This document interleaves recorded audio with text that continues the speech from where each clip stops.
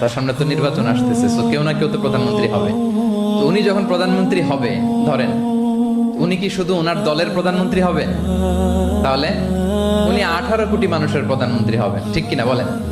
তাহলে সবার জন্য ওনার হৃদয়ে দয়া ভালোবাসা এটা থাকার দরকার আছে না নাই? তিনি সবার প্রতি কোমল হৃদয়ের হইতে হবে, দয়াদ্র হইতে হবে। প্রধানমন্ত্রী উনি শুধু নিজ দলের প্রধানমন্ত্রী নন, 18 কোটি মানুষের প্রধানমন্ত্রী। তাহলে সফট হার্টেড হইতে হবে। রাসূল সাল্লাল্লাহু আলাইহি ওয়াসাল্লামের মধ্যে এটা ছিল। সব সময় তিনি মাজলুমদের পাশে থাকতেন। নেতৃত্ব এটা আসলে পজিশনের সাথে সম্পৃক্ত না, ইটস অল অ্যাবাউট ইনফ্লুয়েন্স।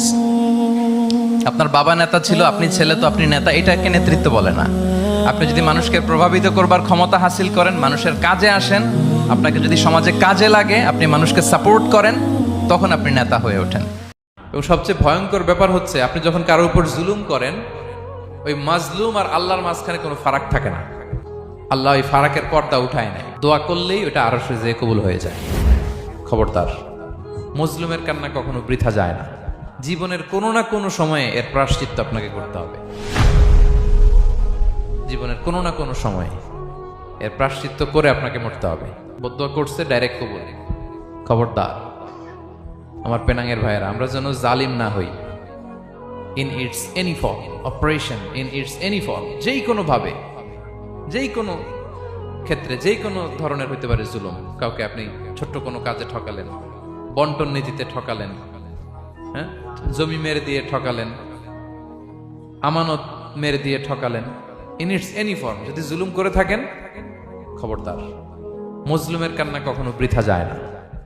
জুলুম শুধু আমাদের জন্যই হারাম না, আল্লাহর জন্য হারাম। আল্লাহ তাআলা বলেন হাদিসে কুদসিতে, ইয়া ইবাদি, হে আমার বান্দারা, ইন্নী হারামতু যুলমা আলা নাফসি, আমি জুলুমকে আমি আল্লাহ নিজের উপরে হারাম করেছি।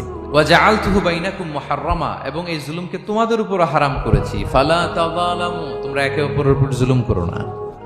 জুলুম শুধু আমাদের উপরই হারাম না, আল্লাহ নিজের উপরও হারাম করেছেন।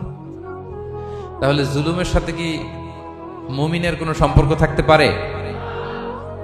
যদি আপনাকে সমাজে কোনো কাজে না লাগে, সমাজে যদি আপনি রেলেভেন্ট হতে না পারেন, কাউকে সাপোর্ট করতে না পারেন, গাইড করতে না পারেন, তাহলে তো নেতা হয়ে ওঠা আপনার পক্ষে সম্ভব হবে না। তাহলে যদি কাজে লাগা যায় মানুষের, আপনি যদি কাজে লাগেন, আপনি যদি মানুষের উপকারে আসেন, তাহলে by default you are a leader.